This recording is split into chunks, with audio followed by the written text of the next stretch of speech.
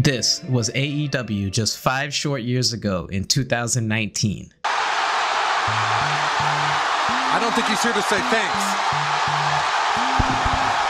The first ever AEW show named Double or Nothing was broadcasted on pay-per-view from the MGM Grand Arena in Las Vegas, Nevada. 11,000 strong sold out the arena mere minutes after the tickets went on sale. AEW was fresh and exciting. On that night, Bret Hart made an appearance to present the AEW World Championship belt, and WWE's Dean Ambrose made his debut, now going by Jon Moxley. These are but a few of the moments that highlighted a massive night, not just for AEW, but for wrestling as a whole. Critics and fans alike cemented AEW as the competition to WWE, as the company was the alternative many had been waiting for since WCW was purchased by the WWF in 2001. At the time, the wrestling world was clamoring for an alternative because the WWE product had become incredibly stale throughout the 2010s. We were watching Dean Ambrose receive injections, Lashley's sisters, and Nia Jax get bullied. It was bad, bro. AEW was just what we needed. It featured high-octane action and great storytelling with a mix of young wrestlers and legends. However, fast forward just 5 years, and the state of AEW, well, it is a mixed bag. On one hand, many would argue that the on-screen product has declined in quality since the summer of 2023, while on the other hand, the company consistently puts on great pay-per-view events that get the wrestling world talking. Attendance is a huge problem for AEW, one that cannot be denied. The company has struggled to fill out arenas since the departure of its biggest star, CM Punk. Just a few days ago, a picture floated around social media of a completely empty section behind the hard cam. Sure, AEW will likely secure $1 billion TV deal with Warner Bros. Discovery, who could not risk losing them and the NBA in one calendar year. But if AEW is ever going to capture the magic it once had, it first needs to solve its most glaring problem. That problem is the founder and owner, Tony Khan. In this video, I will examine several of the ways Tony Khan has hurt the company, leading to a steady decline in interest, which does leave many genuinely wondering how long AEW will be around in the long run. AEW certainly has potential to be a lot bigger than it is right now, and Tony Khan, he deserves a large portion of the blame for the current state of the company. I'm going to address television ratings briefly, only because I think the importance of traditional TV ratings is largely overblown in the wrestling community. A certain portion of the community that dislikes AEW with a passion for whatever reason uses their weekly ratings as a huge reason for their downfall. In all reality, their ratings up until the past 6 months or so have been quite good overall. Sure, they've had some bad weeks, like the November 27th, 2019 episode, which drew 663,000 viewers. For the most part, Dynamite had hovered in the 800,000 range on average. That was until CM Punk joined AEW. I have to give Tony Khan massive credit for this. No one can ever take away the fact that he is the man responsible for luring CM Punk back to wrestling, a feat that no one thought was possible for a long time. After Punk's arrival, Dynamite went on a stretch of drawing 1 million viewers, which lasted from August 25th, 2021 till October 6th, 2021. They regularly drew in the 900,000 viewer mark during Punk's tenure with the company, and hit the million viewer mark several times after that streak. The last time Dynamite hit the 1 million viewer mark was on February 22nd, 2023. Now, they have come close to 1 million since then. The most recent example would be the October 18th, 2023 episode, which netted 901,000 viewers. Ever since then, AEW Dynamite's ratings have plummeted. They have not hit the 800,000 viewer mark since April 10th, 2024, with their lowest output being the June 19th, 2024 Dynamite, which drew 502,000 viewers. That mark was a record low for the program. Certainly, this recent streak of poor performance can be attributed to some of the booking decisions from Tony Khan and his management decisions. The decision to fire CM Punk after All In London last year has proven to be one the company might regret in the long run. AEW had an opportunity to cash in on what could have been one of the hottest storylines in wrestling history by pitting CM Punk versus Kenny Omega and the Young Bucks. Not having his biggest star in Punk around on a week-to-week basis has hurt the show. Booking decisions like giving Chris Jericho an exorbitant amount of TV time when he is well past his prime is a perfect example of Tony's misses when it comes to booking. Mercedes Moné, formerly known as Sasha Banks, she just has not clicked either as a top star. Presumably, one brought in to help fill the void left by Punk. The general consensus about Khan is that he is a nice guy and a good businessman, but not a good boss or leader. This sentiment has been echoed by several members of the wrestling world, so this is nothing new here. Rumors of Khan partying with top talents like Chris Jericho and Britt Baker made their rounds around social media in the early days of the company. And from the outside looking in, it feels like Tony is more interested in being fans or friends with the wrestlers than being a boss. I mean, look at the way he hugged Samoa Joe and Cesaro on camera when they first joined AEW, or when CM Punk was tearing him to shreds at the All Out 2022 press conference, while Tony sat next to him making weird faces. These are all examples of how Tony is not fit to be the leader of AEW. If AEW is going to thrive like how it once did and has the potential to do, Khan perhaps needs to take his foot off the pedal a bit and bring in other people to help run the show. Undertaker once said on his podcast 6 Feet Under that he doesn't know if Tony Khan is the right guy to run the company. He said, quote,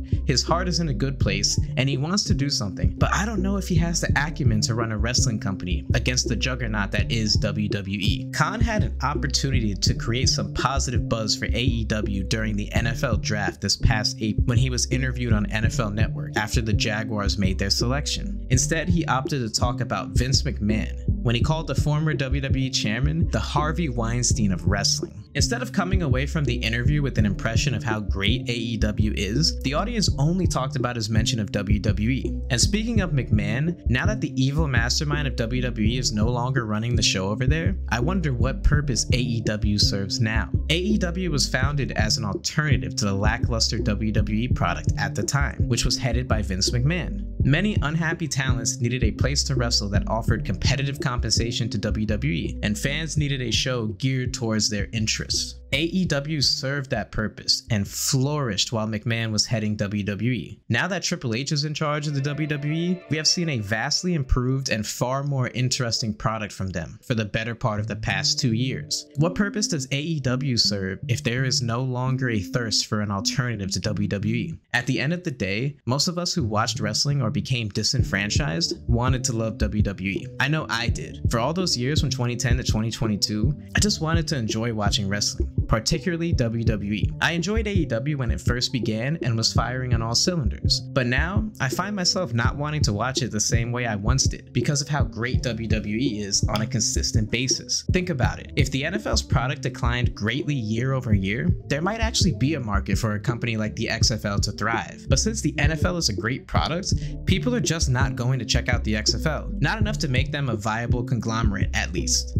Honestly, one of the worst decisions Khan ever made as head of AEW, in my opinion, was the decision to show the backstage footage of the brawl between CM Punk and Jack Perry from All In London. Khan's lack of leadership was questioned when he mentioned how Punk made him fear for his life during the altercation. The media reports on the incident from outlets like the Wrestling Observer greatly exaggerated the happenings of the event, but without visual proof, no one really knew who to believe. It's kind of embarrassing how Khan and the media depicted Punk in a super negative light, like he legitimately made Tony terrified, when in reality, Punk put Perry in a headlock for less than 10 seconds and yelled towards Khan's direction. The visual of the incident made Khan look like a less than ideal leader to operate a multi-million-dollar corporation. Last but certainly not least on the list of things to address is Tony Khan's activity on Twitter. The earliest incident I can recall of Tony's infamous Twitter spats revolves around former AEW talent Big Swole. This one is pretty indefensible, even for the most optimistic AEW diehards.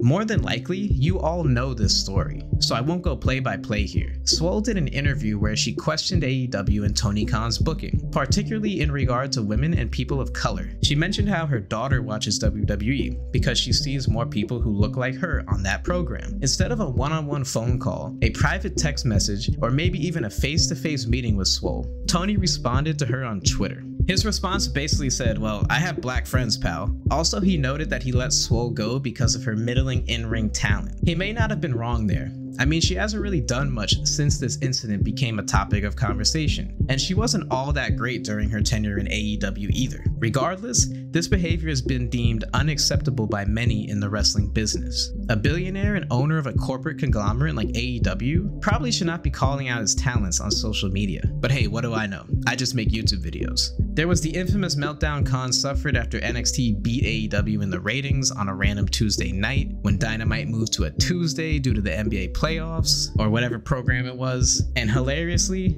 Khan noted how NXT did under 1 million viewers with talents like John Cena, Edge, and Undertaker appearing on the show. Khan later signed Edge to AEW. He has a knack for arguing with irrelevant people with under 1,000 followers and even ratios Twitter users. Maybe Undertaker, CM Punk, Jim Cornette, and many other wrestling personalities are correct when they say Khan is not fit for a leadership role. I couldn't imagine Triple H arguing with random Twitter users the way Khan does. That's not to say Triple H is a perfect leader, but if results are the measurement of success, Triple H seems to be doing okay at the helm of WWE. Now back to Mercedes Moné for a second. Mercedes Moné signed a massive deal with AEW, and she just has not clicked with the audience, and that's okay. You want to sign a talent like Mercedes Moné, formerly Sasha Banks, to a big talent, I get it. Tony Khan hired Jennifer Pepperman to be Mercedes Moné's personal writer. She's making like a 7-figure salary, allegedly, according to people in the business. I mean, that's just bad management. Like, how could you sign a talent like Mercedes Moné who's not really moving the needle for you in terms of ratings or attendance, and then turn around and hire a personal writer for her? I just think like maybe Tony needs to be a little bit smarter with his finances. And also that what kind of example does that set when this wrestler probably gets her own locker room, has her own writer, doesn't really have to like do anything and is not challenged, and a lot of her segments are also scrubbed from social media.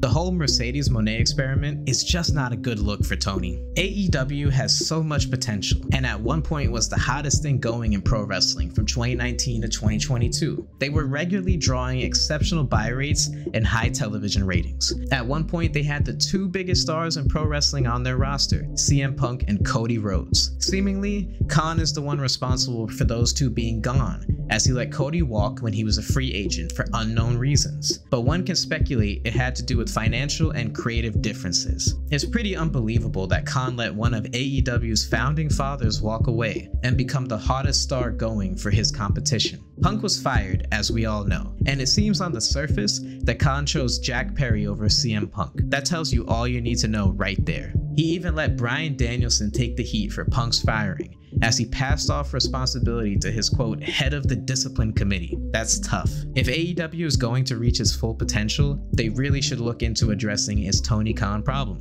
And thank you all for watching. I'll talk to you on the next one.